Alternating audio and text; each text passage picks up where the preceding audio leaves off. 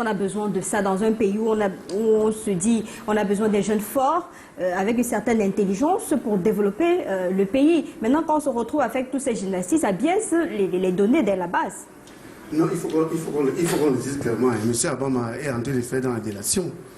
Je veux le rassurer en lui faisant comprendre que lorsqu'il parle de société agricole, je veux demander combien, n'est-ce pas, d'établissements agricoles, c'est-à-dire en termes de lycées, l'ordre de 82 a eu à créer.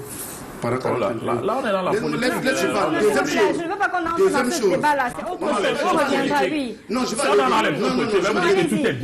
vous avez parlé, je vous ai pas interrompu. Mais je ne voudrais pas qu'on s'éloigne du débat, oui.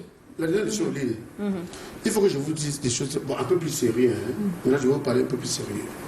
Vous savez, il y a des statistiques de 2018 rendues publiques par l'INS, l'Institut national de la statistique. L'INS dit que 47%, n'est-ce pas, des chefs d'entreprise au Cameroun sont des littéraires, je sais. Non. Et non pas le niveau du secondaire. Oui. 47% des chefs d'entreprise au Cameroun n'ont pas le niveau du secondaire. Et seuls 7% ont le niveau du supérieur. Ça veut dire quoi?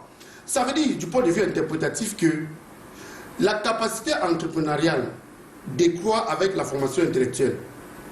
On peut comprendre cela?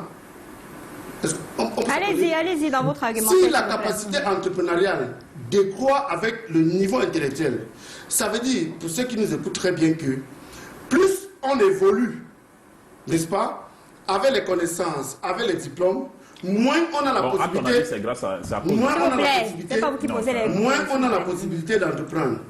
Il y a donc un problème de fond. Il faut questionner les contenus de l'enseignement.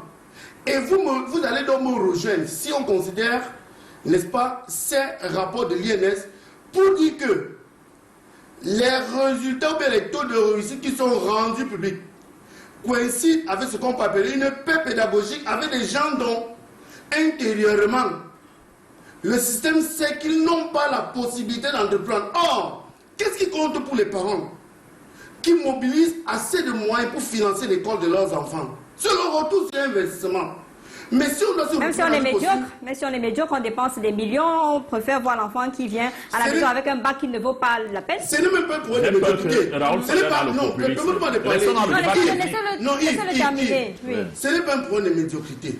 J'ai dit quelque chose dans mon propos liminaire. J'ai dit que les enseignants font un travail magnifique parce qu'ils proposent des sujets, n'est-ce pas, ils corrigent, c'est-à-dire ils évaluent. Le reste, n'est-ce pas, de ce qu'il faut faire incombe aux politiques. Les politiques peuvent décider. Et c'est normal. Je n'ai pas dit c'est normal ou pas. La loi de 98. Yves, pardon, laissez-moi parler. Est-ce que je vous que les politiques ne savent pas aussi le contenu. On veut satisfaire certaines personnes. Pourquoi vous êtes excité? Laissez-moi parler. C'est des marques techniques. Non, s'il vous plaît, laissez-le terminer. Laissez-le terminer, Yves Abama, s'il vous plaît. Je ne le suis pas. Allez-y. Calmez-vous. Je ne le suis pas. Qu'est-ce que j'ai dit? J'ai dit que lorsque le travail à la base a été fait par des experts, comme toi et moi, nous avons évalué, nous avons proposé, on a tout fait. Maintenant, il revient aux politiques de dire que le taux de réussite est de 80, 90, 100%. Ça n'incombe plus.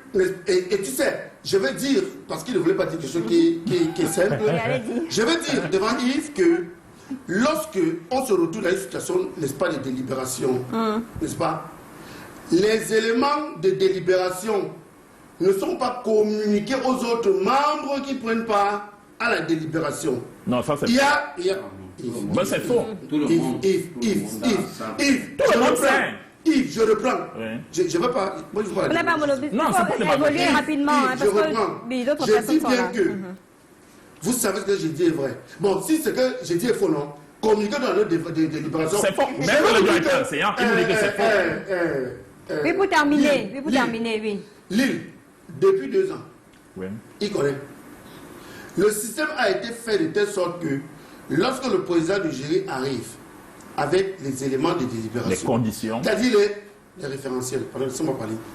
Quand il vient avec les référentiels, après le travail préparatoire qui a été fait entre les membres, n'est-ce pas, du staff du jury de délibération et lui, d'accord, il communique les éléments de délibération deux personnes qui détiennent...